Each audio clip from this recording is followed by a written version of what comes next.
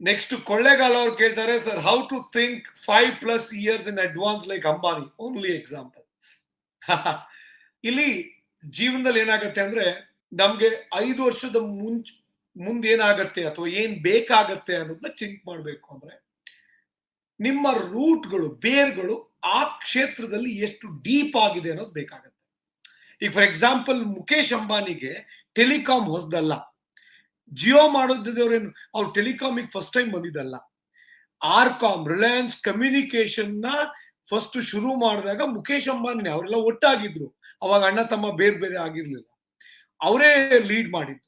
So ಹಾಗಾಗಿ ನಿಮ್ಗೆ ಒಂದ್ ವೇಳೆ ಈ ತರದ ಸಮಸ್ಯೆ, ಈ ತರದ ಏನಾದ್ರು ಒಂದು ಹೊಸ ಯಾವ್ದೋ ಒಂದು ಕ್ಷೇತ್ರದಲ್ಲಿ ಮುಂದೆ ಏನಾಗ್ಬೋದು ಅಂತ ಯೋಚನೆ ಮಾಡ್ಬೇಕು ಅಂದ್ರೆ ಫಸ್ಟ್ ಹಿಂದೆ ಏನಾಗಿತ್ತು ಅಂತ ಯೋಚನೆ ಮಾಡ್ಬೇಕಾಗುತ್ತೆ. ನಾನು ಅದಕ್ಕೆ ಯಾವತ್ತೂ ಹೇಳ್ತೀನಿ, ಯಾರಿಗೆ ಈ ಭೂಮಿಯ ಚರಿತ್ರೆ ಗೊತ್ತಿಲ್ವೋ ಅವ್ರು ಚರಿತ್ರೆ ಸೃಷ್ಟಿ ಮಾಡಲ್ಲ ಅಂತ.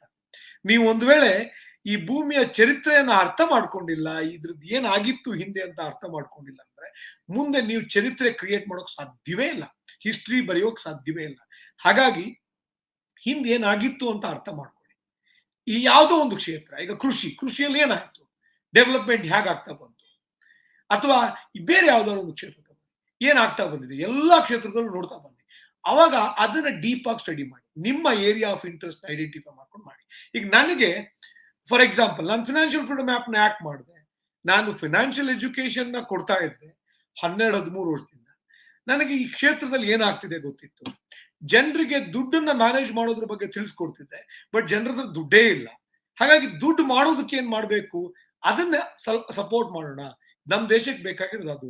ಈಗ ಫಾರ್ ಎಕ್ಸಾಂಪಲ್ ನಮ್ಮ ದೇಶದಲ್ಲಿ ಇವತ್ತು ಸುಮಾರು 20 ಕೋಟಿ ಮಹಿಳೆಯರು ಕೆಲಸ ಮಾಡಬಹುದಾದ ಮೇಜರ್ ಆಗಿರೋ, ಅಂದ್ರೆ ಈ ಅಡಲ್ಟ್, ಈಗ ವಯಸ್ಕ, ಈಗ ಒಂದು 20 ವರ್ಷ 22 ವರ್ಷ ತುಂಬಿರುವಂತ ಮಹಿಳೆಯರು ಸುಮಾರು 20 ಕೋಟಿ ಜನ ಕೆಲಸ ಮಾಡ್ತಿಲ್ಲ, ಹೋಮ್ ಮೇಕರ್ ಆಗಿದ್ದಾರೆ, ಪಾಪ ಸಂಸಾರ ಅದು ಇದು ಅಂತ ಹೇಳಿ.